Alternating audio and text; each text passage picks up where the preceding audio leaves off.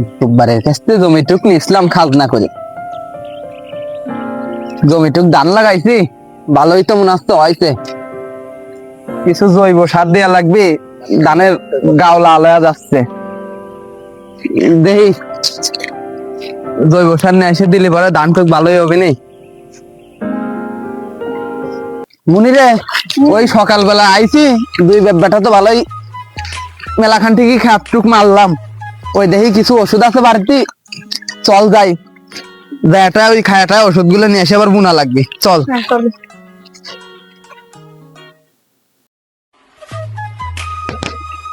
আরে সৈকত ভাই, এসেলি?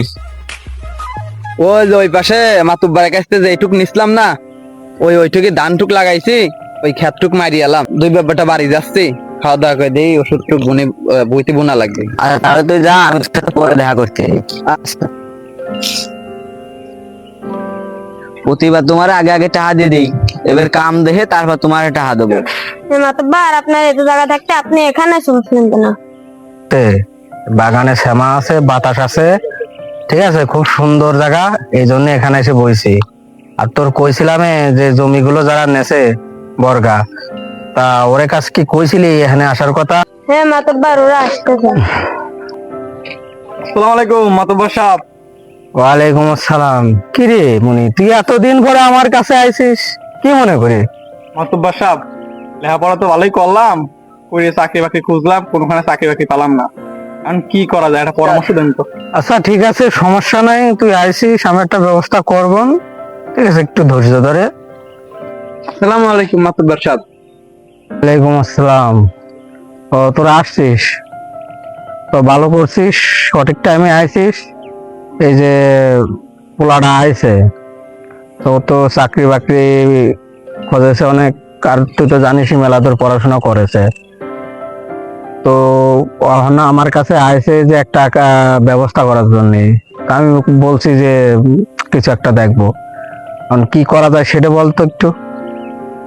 মাতুব্বার সাহেব, সবই তো বুঝলাম, বাংলাদেশে কোনো কাজে তো আর ছোট না। এই কৃষি কাজ করা পারবি নি? অবশ্যই পারবো, কেন পারবো না, বাংলাদেশ কৃষি প্রধান দেশ।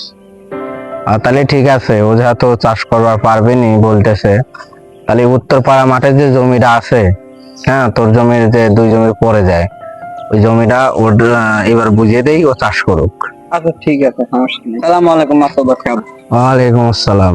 সাহেব, আবু সাইড এই জায়গায় কি হয়েছে? আরে ও তো পড়াশোনা করছে জানিস, আর চাকরি বাকরি খুঁজতেছিল সেটাও জানিস, তা ও চাকরি বাকরি পায় নাই, তা আমার কাছে আসছে একটা সাজেশন নিবার। তা সৈকত আবার বললো যে যে জমি আছে আমার এই পশ্চিম পাড়া মাঠে, ওর দুই জমির পরে, তা বলতেছে ওইটুক দেওয়ার চিন্তা ভাবনা করতেছি, চাষবাস করার। ভালো কথা, কৃষি কাজ করা তো ভালো কাজ।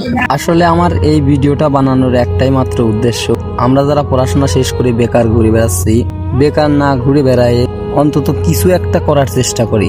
আসলে কোনো কাজই ছোট নয়। আর সবাই দয়া করে আমার পেজটা ফলো করবেন, এই ভিডিওটা লাইক কমেন্ট শেয়ার করবেন। ধন্যবাদ।